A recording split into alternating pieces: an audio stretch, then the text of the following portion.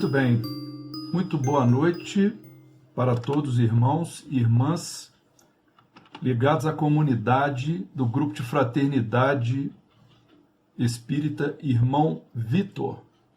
É uma honra, um prazer para nós estarmos aqui representando o grupo para falarmos sobre o tema emancipação da alma. Então vamos abordar a questão que o Livro dos Espíritos, assim como outras obras de Kardec, enunciam como sendo emancipação da alma, compreendendo que a palavra emancipação, ela significa uma ação de ser ou de se tornar independente, livre. Qualquer tipo de libertação é uma emancipação, uma alforria. Então, a emancipação da alma será a liberdade ou independência da alma do jugo do corpo físico. Que é o jugo? Jugo é o domínio. No nascimento, o espírito, na reencarnação, através do perispírito, porque a ligação do nosso corpo não é diretamente com o espírito, mas pelo nosso corpo fluídico, o perispírito. Então, o perispírito se liga ao corpo físico que está sendo gerado, e isso acontece, essa ligação do espírito através do perispírito ao corpo físico, ela ocorre logo após a fecundação, algum tempinho após a fecundação. Nós podemos indicar a obra Missionários da Luz, no capítulo que fala sobre a reencarnação de Sigismundo, onde isso vai ficar claro, mostrando como que os espíritos tratam essa questão da ligação do perispírito do reencarnante com o corpo físico no momento logo após a fecundação, não junto com a fecundação, não no momento do ato sexual, mas um pouco após. E essa ligação do espírito com o corpo, através do perispírito, ela vai permanecer, essa conexão, essa ligação, esse elo, vai permanecer até o momento da desencarnação. Por isso, sobre esse enfoque, a união do espírito com a matéria, durante a nossa vida na matéria, a nossa reencarnação, ela acaba podendo ser encarada como um cárcere para o espírito, é uma prisão. O espírito não pode se libertar do corpo definitivamente, a não ser quando há o rompimento do laço fluídico, um cordão, costuma-se chamar de cordão de prata, esse cordão fluídico que une o perispírito ao corpo físico. Só após o rompimento desse cordão, dessa ligação, no momento da desencarnação, é que o espírito se liberta do jugo da matéria, do jugo do corpo físico. Mas, apesar de que durante a reencarnação nós temos essa conexão forte e que o espírito se vê ali refém da matéria, né, durante o período da sua existência corporal, isso não significa que não seja possível o afastamento temporário do espírito do corpo físico, que ele está habitando ali provisoriamente durante aquela sua vida, aquela sua existência. Então, durante a reencarnação, há momentos em que o espírito consegue se afastar do jugo da matéria, do corpo físico. E nós vamos exatamente abordar quais são essas situações e vamos verificar que essas condições, elas ocorrem em diferentes graus de liberdade, que vai ficar mais claro à medida que a gente expor aqui esse ensinamento, né, do Espiritismo, que, como nós dissemos, está mais ligado à parte científica do Espiritismo. Muito bem. Então essas condições, a gente poderia dizer que o intercâmbio entre o plano físico e o plano espiritual, ele pode ser estabelecido por meio de duas vias. Primeira via mediúnica, ou seja, o intercâmbio pela comunicação entre encarnados e desencarnados. Então, através desse momento, do momento da comunicação, seja qual for a comunicação, né? Pode ser psicografia, psicofonia, pode ser apenas um elo de comunicação mental, vidência, qualquer intercâmbio mediúnico, ele pode se estabelecer, então, entre o plano físico e o plano espiritual. Mas existe uma outra via para que esse estado aconteça, que é justamente o momento da emancipação da alma. A alma, que em latim se chama anima, é a palavra que corresponde à alma, então se usa muito o termo anímico, ou seja, são ocorrências anímicas, ocorrências que envolvem a alma. E esse momento de emancipação, ou seja, no qual há o afastamento do espírito do corpo que o acolhe, nós conhecemos também pelo nome de desdobramento. Muitas vezes se usa essa expressão, né? O desdobramento do médium, o desdobramento espiritual. Então, quando houver esse termo desdobramento, significa que o espírito encarnado, que é a alma é o espírito encarnado, ele se afasta do corpo momentaneamente. Nesse momento em que há esse desprendimento do espírito do corpo físico, a alma ela recupera algumas das suas faculdades de espírito.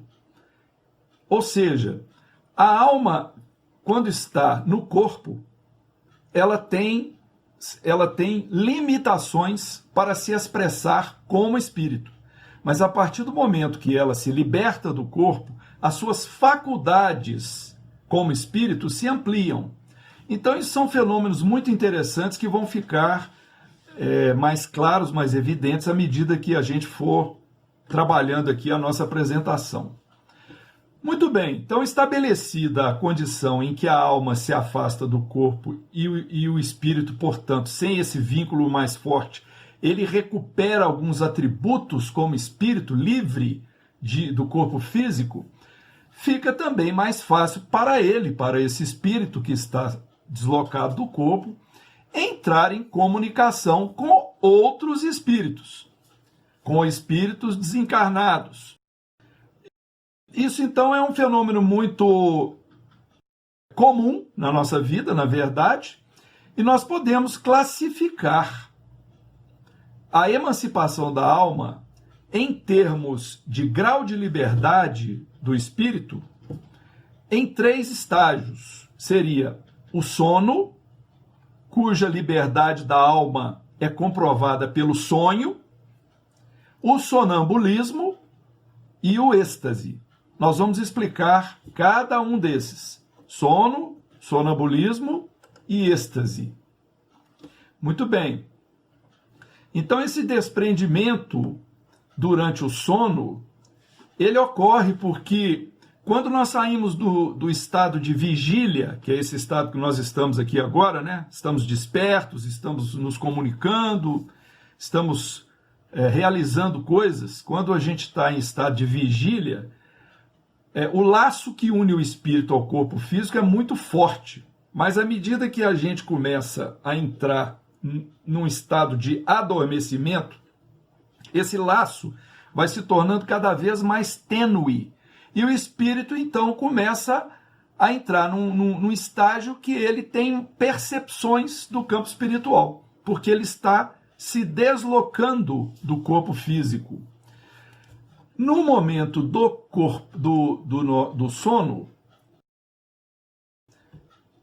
esse desprendimento acontece invariavelmente, ou seja, todas as vezes que nós dormimos, o espírito, nosso espírito, ele deixa o corpo físico. Ele alcança um certo grau de liberdade.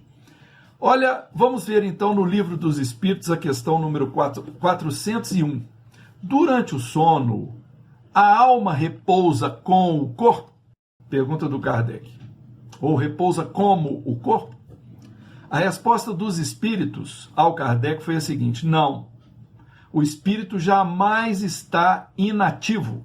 Durante o sono, afrouxam-se os laços que o prendem ao corpo e, não precisando este então de sua presença, ele se lança pelo espaço e entra em relação mais direta com outros espíritos. Então, uma resposta bem objetiva. Adormecemos, afrouxam-se os laços que unem o nosso perispírito, né, que é o invólucro fluídico do espírito. Os laços que unem o perispírito ao corpo se afrouxam, o espírito, né, junto com o seu perispírito sempre, ele se afasta do corpo, ele se desprende. É muito interessante a gente compreender que isso acontece sempre e não de vez em quando. A questão seguinte, o Kardec então questionou: como podemos julgar a liberdade do espírito durante o sono? Aí os espíritos responderam: pelos sonhos. Quando o corpo repousa, acredita-o, tem o espírito mais faculdades do que no estado de vigília. Lembra-se do passado e algumas vezes prevê o futuro.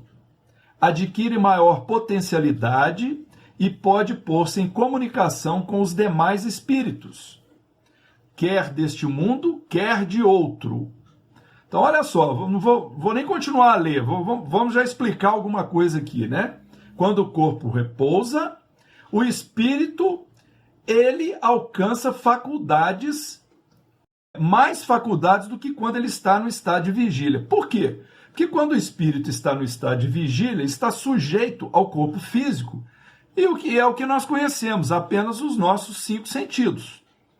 Mas quando ele se desloca do corpo, ele alcança faculdades que, enquanto nós estamos encarnados, nós não temos condição de compreender como que elas são.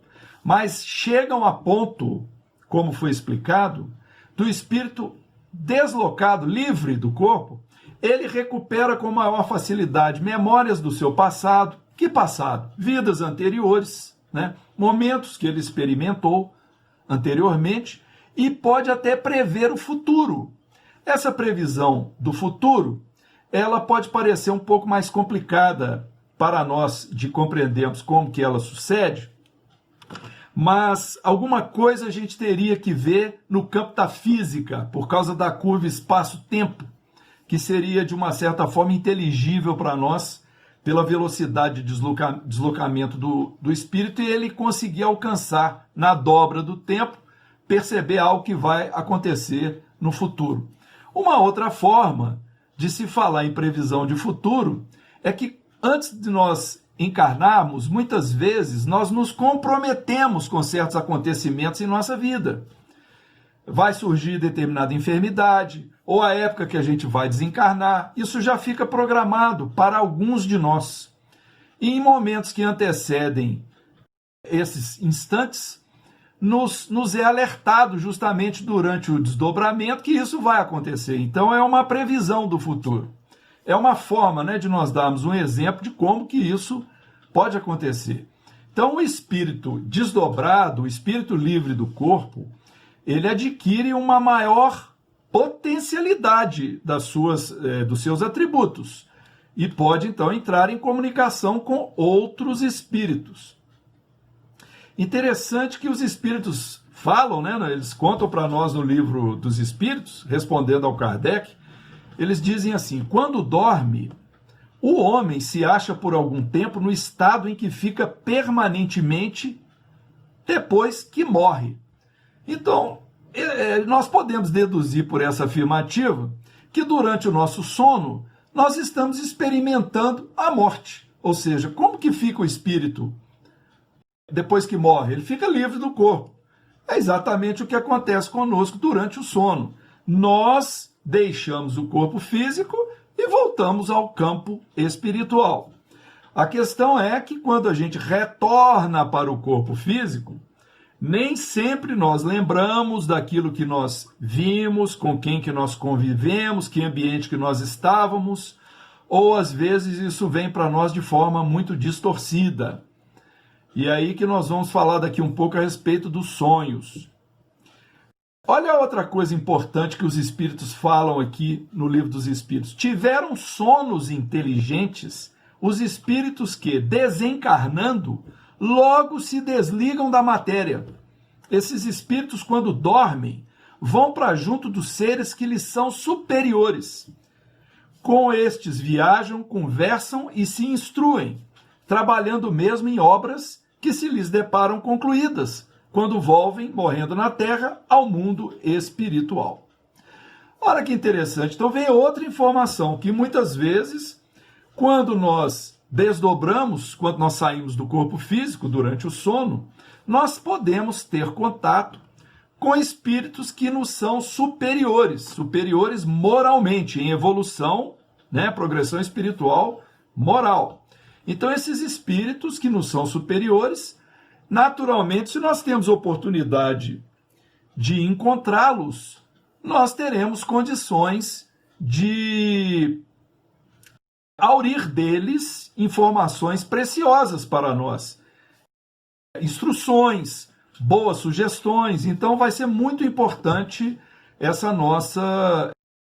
esse contato nosso, né? Então o que é o sono inteligente? O sono inteligente é aquele em que a gente se prepara antes de dormir para quando do nosso desligamento do corpo a gente conseguir ter esses contatos. E isso normalmente, para aqueles que já têm a prática da oração antes do sono, do descanso físico, é mais inteligível. Antes de dormirmos, através da oração, nós pedimos para que a gente tenha bons contatos no campo espiritual durante o sono, para que a gente possa estar aberto ao trabalho, às instruções que vêm de espíritos superiores. Então esse que seria o sono inteligente. Muito bem. E o sonho? Vamos falar agora do sonho. Ora, o sonho é justamente o efeito da emancipação da alma durante o sono. Quando os nossos sentidos ficam mais entorpecidos, os laços que vão unir o corpo e a alma, eles vão se afrouxar, como nós dissemos, o espírito recupera em parte as suas faculdades, né, por estar livre no campo espiritual, mas então ele vai percorrer ambientes, ele vai conviver com outras pessoas, com outros espíritos, no campo espiritual, nas esferas onde ele se expressar, porque os lugares onde nós vamos durante o nosso sono vai depender dos nossos interesses, das nossas companhias espirituais, dos nossos vícios, das nossas boas ou más intenções, é o que a gente estiver buscando na vida. Então, muitas vezes, o retorno do espírito ao corpo físico vai trazer recordações que para uns ficam mais claros em determinados momentos, para alguns de nós, e para outros fica mais obscuro o que aconteceu, fica mais confuso, não é absolutamente claro. Então, às vezes, nós temos, em algumas ocasiões, percepções mais nítidas e completas dos nossos desdobramentos, mas acredito que para a maioria de nós não é assim. Nós temos percepções incompletas de com quem que nós tivemos, que ambiente que nós frequentamos. Então as coisas ficam fragmentadas e parecem para nós assim muito sem sentido, não é? Interpretar sonho é uma coisa complicada, a gente sabe disso. Mas devemos concluir que, graças ao momento do sono, nós estamos sempre em relação com o mundo dos espíritos. E que o sono, então, é uma porta que Deus nos abriu para que a gente possa ter esses contatos. Quantas vezes a gente se recorda ao despertar, ou tem assim, uma impressão muito forte, que nós nos encontramos com uma pessoa querida, ou com uma pessoa que a gente não vê há muito tempo, que a gente não tinha notícia há muito tempo. Então, muitas vezes ocorrem esses encontros espirituais que nos trazem até ou muita satisfação, ou podem trazer para nós temor ou algum tipo de preocupação, e nós acordamos, né, com o impacto dessas impressões. Quando os espíritos disseram para o Kardec aqui também, notai, porém, que nem sempre sonhais. Que isso quer dizer? Aí eles falam que nem sempre vos lembrais do que vistes, ou de tudo o que haveis visto, enquanto dormíeis. É que não tendes, então, a alma no pleno desenvolvimento de suas faculdades.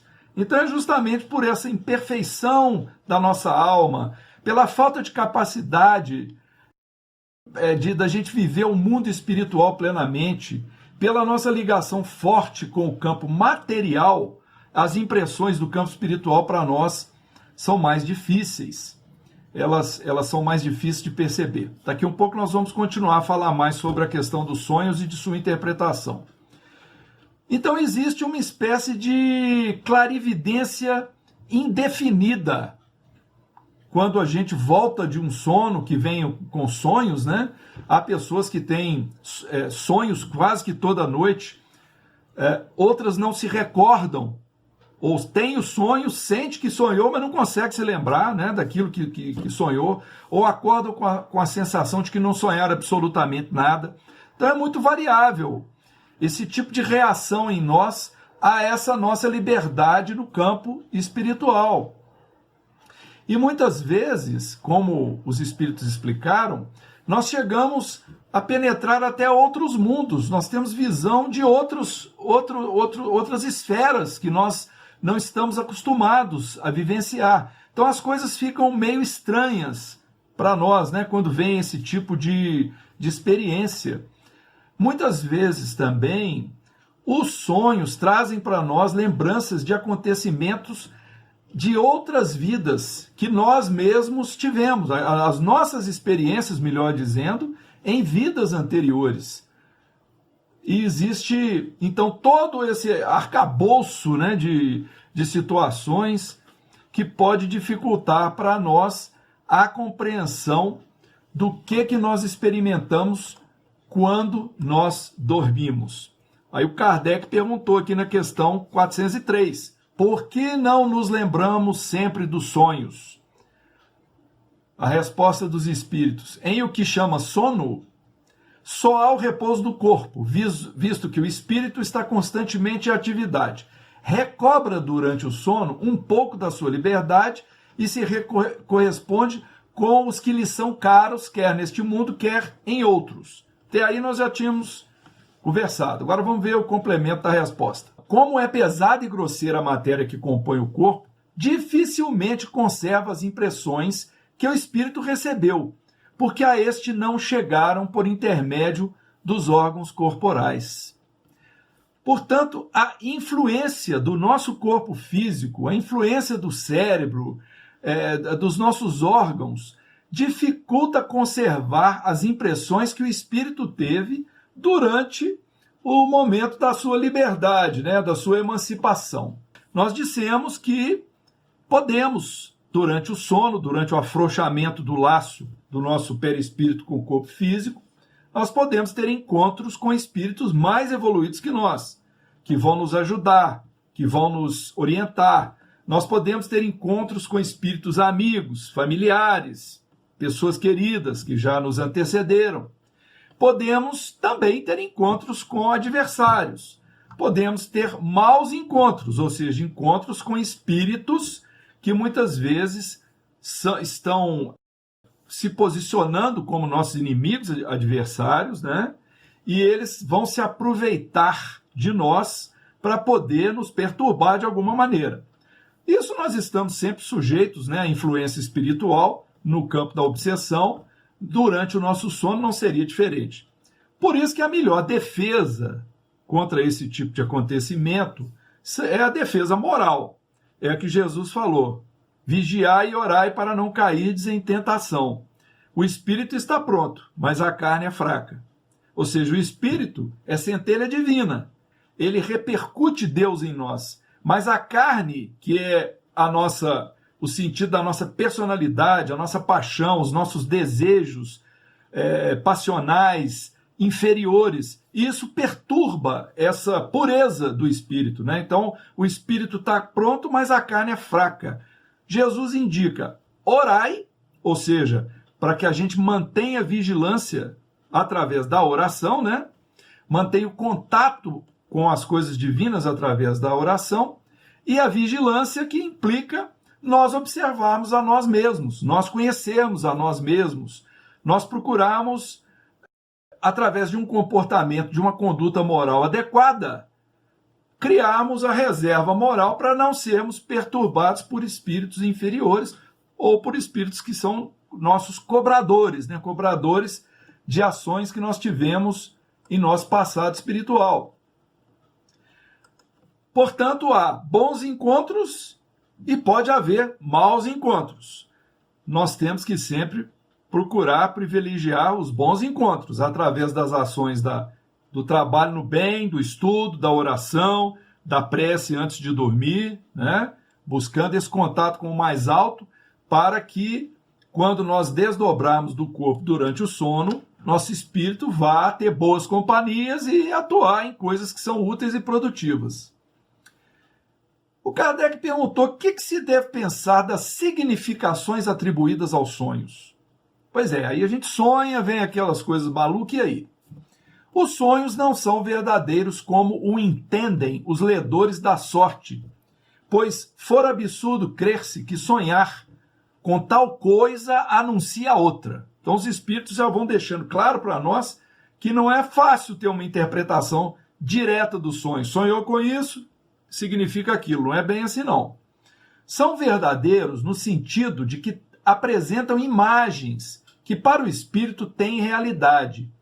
Porém, frequentemente, nenhuma relação guardam com o que se passa na vida corporal. Então, olha só. Em geral, os sonhos, aquilo que a gente traz, né, de lembrança, não tem nada a ver com a nossa vida corporal. São também, como dissemos, um pressentimento do futuro, permitido por Deus, ou a visão do que no momento ocorre em outro lugar, a que a alma se transporta. Então é como se nós fôssemos repórteres do campo espiritual. A gente vai lá ver as coisas, conversa, voltamos, alguns trazem essa impressão mais nítida, outros não.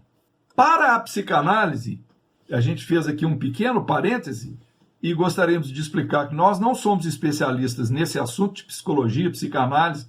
A gente vai tentar aqui dar uma pequena informação e pedimos aí, né, se tiver irmãos aí dessa área, né, dessa linha, que nos perdoem a estreiteza das nossas palavras aqui. Mas no campo da psicanálise, distinguem-se na história da psicologia dos sonhos duas grandes fases. A anterior à publicação da Interpretação dos Sonhos, de Sigmund Freud, em 1900, e a posterior publicação desta obra, ou seja, o antes e o depois da obra de Freud. É um marco para a psicanálise, para a psicologia, né? Então, nesse campo de interpretação dos sonhos, o Freud ele introduziu o método de associação que tornou possível o estudo interpretativo do conteúdo do sonho. Então, para a psicanálise, o sonho é uma expressão disfarçada de processos psíquicos inconscientes profundos e extremamente significativos, revelações diretas, mas veladas, de desejos insatisfeitos. Os nossos conflitos, os nossos desejos, eles repercutem nos sonhos. E ainda se diz que existe uma censura em nós, que é o superego, que impedem, né, que muitas vezes esses sonhos regressem à consciência. Então fica tudo ali escondido. Assim explica a psicanálise. Agora, a psicanálise. Mas para o espiritismo, o inconsciente freudiano é o subconsciente, que foi definido por André Luiz como sendo a sede dos hábitos e dos automatismos. O sonho se constitui das experiências que o espírito vive no sono. Então nós podemos fazer a seguinte divisão em termos de sonhos. Nós temos o sonho do subconsciente, dividido em sonhos comuns e sonhos reflexivos, e o sonho real ou sonho espírita. Vamos ver o que sejam, né, esses tipos de sonho. Sonho do inconsciente é o pensamento em si mesmado sobre si mesmo, o reflexo daquilo que nós vivenciamos durante o dia, ou seja, as impressões que nós temos durante o dia, que nos causam emoções, frustrações, desejos. Então, isso vai fazer com que haja repercussão nos sonhos. Então, seriam sonhos comuns, as nossas vivências diárias. Nesse caso, não há necessariamente uma exteriorização perispiritual com lembrança, mas um campo simplesmente e puramente cerebral, uma recordação das nossas preocupações. Então, nós já começamos a ver aí que o sonho ele começa a ter uma mistura entre o desdobramento do espírito e suas percepções no campo espiritual e as suas próprias preocupações, os seus desejos do íntimo, trazendo também como resultado sonhos. Dentro ainda da classificação do sonho do subconsciente, nós temos os sonhos reflexivos. São aqueles em que a alma abandona o corpo físico, registra impressões e imagens registradas do seu subconsciente, no seu inconsciente, e que estão plasmadas na sua própria organização perispiritual. Ou seja, você começa a entrar, o sonho reflexivo é você desdobrado entrando em contato consigo mesmo, com o seu passado, porque a condição da nossa consciência, do nosso inconsciente, ela muda quando o espírito se desdobra e ganha um grau de liberdade fora do corpo físico. Então, o sonho comum, preocupações, sonhos reflexivos, é o acesso ao nosso inconsciente, ao nosso subconsciente, ao nosso passado espiritual. E vem, por último, o sonho espírita, que é conhecido como viagem astral ou viagem espiritual. Ou seja, é a própria exteriorização do perispírito, como nós dissemos, e durante essa viagem astral, então, a alma se desprende do corpo e exerce atividades reais, efetivas, encontra-se com parentes, amigos, instrutores, assim como com inimigos, adversários, viaja, visita lugares, são realmente os sonhos espíritas, né? Agora, um detalhe muito interessante, o Kardec perguntou, é necessário o sono completo para a emancipação do espírito? Os espíritos responderam, não. Basta que os sentidos entrem em torpor para que o espírito recobre a sua liberdade. Então, olha que interessante, mesmo quando a gente não alcança um sono profundo, quando nós começamos a adormecer, segundo os espíritos, já se inicia o processo de emancipação. O espírito já começa, através do seu perispírito, se deslocar, né, se desprender do corpo físico. Vamos falar aqui um pequeno resumo, né, um resumo do que nós vimos até agora. Durante o sono, nós temos a ampliação das nossas faculdades psíquicas. Os sonhos são efeitos da emancipação da alma, quando é o sonho espírita. O sonho é um treino para a desencarnação. O sono viabiliza o encontro com entes queridos e com bons espíritos e possibilita, por isso, oportunidades para o nosso progresso espiritual, de acordo com o que a gente fizer como preparação. Pelo sono, os espíritos imperfeitos buscam os seus afins a eles se integrando. Acho que nós já falamos bastante a respeito de sono e de sonho. Vamos ver então sonambulismo. A imagem que a gente costuma ter de sonambulismo, é mostrada em filmes, né? É a pessoa dormindo, andando dentro de casa sem saber o que está acontecendo, porque ela não está em vigília, ela está se movimentando e está adormecida. O sonambulismo, na verdade, é um grau de liberdade maior que o espírito tem durante o sono. Não necessariamente esse deslocamento durante o sono. Então, olha só, os espíritos explicam assim, é um estado de independência do espírito mais completo do que no sonho, estado em que maior amplitude adquirem suas faculdades. A alma tem, então, percepções que não dispõe no sonho, que é um estado de sonambulismo imperfeito. Muito bem. Então, no sono, eu tenho o registro durante o sono é feito no sonho, não é isso? Eu tenho o desprendimento do espírito do corpo físico e eu tenho um certo grau de liberdade limitado. Para o sonâmbulo, o sonambulismo, esse grau é maior. A liberdade dele é maior.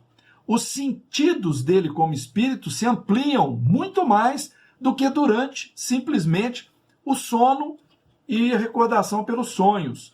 Então, diz aqui os espíritos que no sonambulismo o espírito está na posse plena de si mesmo. Os seus órgãos materiais estão, de certa forma, em estado de catalepsia. O que é catalepsia? É rigidez, né? Deixam de receber impressões exteriores. Então, o sonâmbulo, ele, como diz o outro, sai fora e vai mais distante, né? O seu espírito fica mais liberto e mais consciente da condição em que se encontra. Então, a alma vê coisas com mais precisão, com mais nitidez. E o mais interessante que nós achamos com relação ao fenômeno do sonambulismo é que, quando a criatura é sonâmbula, o espírito desdobrado no sonambulismo, ele pode utilizar o seu próprio corpo como um objeto de interesse dele para ele utilizar. Então é interessante, é diferente dele estar em vigília. Em vigília ele está limitado, ele está com todo o jugo, com as peias corpóreas aqui, influenciando e limitando o espírito. Mas quando se trata de sonambulismo, o espírito se desdobra, ele está livre e muitas vezes ele pode usar o próprio corpo dele para se comunicar, para se locomover, para movê-lo.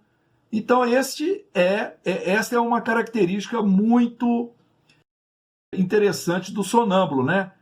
Os espíritos informaram assim: a alma vê as coisas com mais precisão e nitidez, o corpo pode agir sob o impulso da vontade da alma. Olha que interessante. É como se fosse outra pessoa mexendo com o nosso corpo, mas somos nós mesmos, quando somos sonâmbulos. Outra coisa interessante com relação ao sonambulismo é que a faculdade sonambúlica favorece a incorporação. Então, o sonâmbulo ele tem que realmente ter maior vigilância sobre si mesmo, maior aprimoramento moral para ele ficar menos sujeito à influenciação, né, à obsessão. Nós queremos aproveitar para dar um exemplo aqui de um caso de sonambulismo, que seria o sonambulismo anímico. Qual a diferença de sonambulismo anímico e sonambulismo mediúnico? Vamos falar o mediúnico primeiro. No sonambulismo mediúnico, o médium sonâmbulo, seu espírito afasta do corpo e outro espírito utiliza o corpo do médium para fazer uma comunicação, por exemplo, a psicografia ou a psicofonia. O médium sonâmbulo está com seu espírito afastado do corpo, ligado apenas pelo cordão de prata, e um outro espírito está se comunicando através dos órgãos materiais, dos sensores, do cérebro, dos nervos aqui, usando o corpo do médium para comunicar, psicografia, psicofonia. Então esse é o sonambulismo mediúnico, ou transe mediúnico. E o sonambulismo anímico? O sonambulismo anímico é justamente aquele caso que nós falamos. O espírito se desloca do corpo e ele mesmo utiliza o corpo para poder se comunicar. Qual que é a diferença? É que quando ele se afasta do corpo, aquele espírito do sonâmbulo, ele ganha a liberdade espiritual, suas faculdades se ampliam. Então, o médium sonambúlico, muitas vezes, quando ele dá a comunicação pelo próprio corpo, parece que é outra pessoa, suas faculdades estão mais ampliadas. Ele recorda-se de coisas do seu passado, de outras vidas. Ele relata coisas de outras esferas que, como encarnado, ele não poderia nunca, jamais alcançar. Ele teria que ter a liberdade de espírito, né? Então, nós tivemos relatos de um caso desse muito interessante, está nesse último livro que nós escrevemos, que se chama Enio Wendling pela Vereda Mediúnica, contando a biografia do espírito que foi um dos fundadores da Fraternidade Espírita Irmão Glaucus, o Enio Wendling. Quando ele alcançou uma idade já provecta, né, muito limitado pelo seu corpo físico, com problemas respiratórios, cardíacos, problemas de locomoção, de memória, coisa da idade, né? Coisa da idade.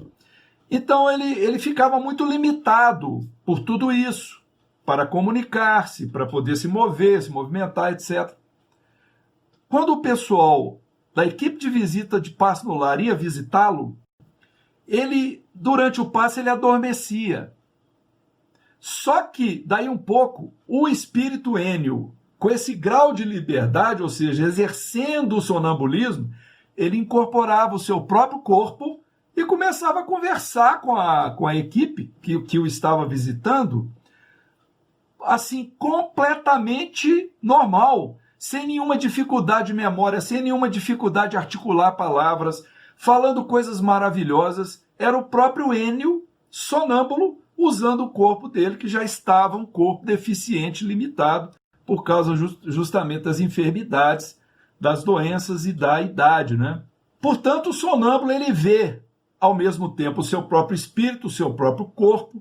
Ele muitas vezes fala de si mesmo como se ele falasse de outra pessoa, porque, na verdade, é como se fosse realmente uma outra pessoa que despertou no campo espiritual. E nós temos aqui um trecho do livro O que é o Fenômeno Anímico, do Hermínio Miranda. É só uma frase. Ele diz aqui, se referindo a um personagem lá, Luciano dos Anjos, ele diz assim: Luciano, mergulhado num transe de perfil nitidamente anímico, no qual seu espírito, dono de todo um acervo mnemônico, falava através de seu próprio corpo físico como uma espécie de médium de si mesmo. Então é justamente esse caso que nós quisemos exemplificar, um fenômeno muito interessante em que o médium sonâmbulo ele pode revelar grau de conhecimento superior ao que ele é quando ele está encarnado, porque ele se recorda do acúmulo de conhecimentos, de vidas passadas, etc., e ganha realmente esse grau de liberdade. E o último estágio, o estágio mais avançado de liberdade do espírito em relação ao corpo, é conhecido como êxtase. O Kardec perguntou assim: que diferença há entre êxtase e sonambulismo, na questão 439? E os espíritos responderam: o êxtase é um sonambulismo mais apurado. A alma do estático ainda é mais independente. Ou seja, a alma do estático, ela pode realmente passear por aí à vontade, né? Vamos dizer assim, um termo meio vulgar, mas é como se fosse isso. Então, a definição de êxtase é o auge da emancipação da alma durante a vida corporal, de que resulta a suspensão momentânea das faculdades perceptivas e sensitivas dos órgãos. Então, o estático, o espírito encarnado, quando ele é estático, quando o seu espírito deixa o corpo no momento dessa emancipação, o seu corpo físico não exerce mais praticamente influência nenhuma sobre o espírito. Os laços que prendem o espírito ao corpo são fraquíssimos. É como se o espírito passasse a pertencer realmente ao mundo dos espíritos. Ele sente mais prazer em estar navegando, vamos dizer assim, né, no campo espiritual, do que estar encarnado. E isso também dá alguma repercussão interessante, porque o Kardec perguntou se o espírito do estático penetra realmente em mundos superiores, mundos mais evoluídos. Os espíritos responderam assim: vê esses mundos e compreende a felicidade dos que os habitam, donde lhe nasce o desejo de lá permanecer. Há, porém, mundos inacessíveis aos espíritos que ainda não estão bastante purificados. Então, olha só, o espírito do estático, ele pode visitar mundos superiores, muitas vezes, não é sempre, né? E ele sente um bem-estar tão grande que ele não quer voltar, ele quer continuar lá. Só que não é permitido isso, né? Então ele sofre muito por ter de fazer esse retorno, né, ao corpo físico. Olha, são fenômenos, o fenômeno do êxtase e o fenômeno do sonambulismo são mais incomuns, é mais difícil a gente encontrar com uma pessoa, né, que a gente reconheça como sendo estático, ou seja, sonambúlico. Isso é um grupo mais limitado, mas Kardec, como realizou um laboratório do campo espiritual para nós, ele passou por todas essas experiências e a literatura espírita também nos traz, né? Quem quiser, por exemplo, ler o livro Nos Domínios da Mediunidade, o capítulo 8 do livro Nos Domínios da Mediunidade, ele traz aqui, chama-se Psicofonia Sonambúlica, e ele vai explicar o caso da médium Celina, que era uma sonâmbula perfeita. Então, olha só, eu vou ler rapidamente aqui o que o André Luiz fala dessa médium. A psicofonia, em seu caso, falando da Celina, se processa sem necessidade de ligação da corrente nervosa do cérebro mediúnico à mente do hóspede que o ocupa. Ou seja, o espírito não precisa dessa ligação com o corpo do médium. A espontaneidade dela é tamanha na cessão de seus recursos às entidades necessitadas de socorro e carinho que não tem qualquer dificuldade para desligar-se de maneira automática do corpo sensório, perdendo provisoriamente o contato com os centros motores de sua vida cerebral. Então, a Celina, como médium sonambúlica perfeita, vamos dizer assim, ela se desligava do seu próprio corpo, inclusive dos sensores físicos do corpo, cerebrais, e deixava aquele aparelho biológico, os sensores, né, do seu corpo, para a entidade que iria se comunicar para ela. Ou seja, ela mesma ajudava ao espírito comunicante que o processo de comunicação dele se tornasse cada vez mais aperfeiçoado. Aqui nós fizemos uma leitura breve, é só para recomendar, né? Nos Domínios da Mediunidade, com a autoria do espírito André Luiz. Vamos falar agora, para a gente começar a caminhar para o encerramento, do fenômeno de dupla vista. E o Kardec perguntou, o fenômeno a que se dá a designação de dupla vista tem alguma relação com o sonho e o sonambulismo? Os espíritos responderam, a dupla vista ou segunda vista é a vista da alma. Bom, não ficou muito claro, né? Vamos continuar. A faculdade é permanente, mas o exercício da segunda vista não. Segunda vista é o efeito da emancipação da alma que se manifesta no estado de vigília. Então, o que é isso? A faculdade de ver coisas ausentes como se estas estivessem presentes. Aqueles que delas são dotados não veem pelos olhos, mas pela alma, que percebe imagem dos objetos por toda parte, onde ela se transporta e como uma espécie de miragem. Então, o que é isso? O médium está vendo o mundo material, como nós estamos vendo, mas ele percebe o campo espiritual também. Por isso, a dupla vista. Nós temos uma pessoa conhecida nossa, que nós não vamos identificar nem o sexo, nem quem é, mas que tem essa faculdade de dupla vista. E ela várias vezes nos relata como que isso, às vezes até atrapalha, incomoda, porque ela fica quase que o tempo todo vendo o campo espiritual, percebendo o campo espiritual enquanto ela está em vigília. Ou seja, não há às vezes a necessidade dela fazer uma prece, entrar em transe. Aquilo vem e vai sem o controle dela, né? Sem o seu controle.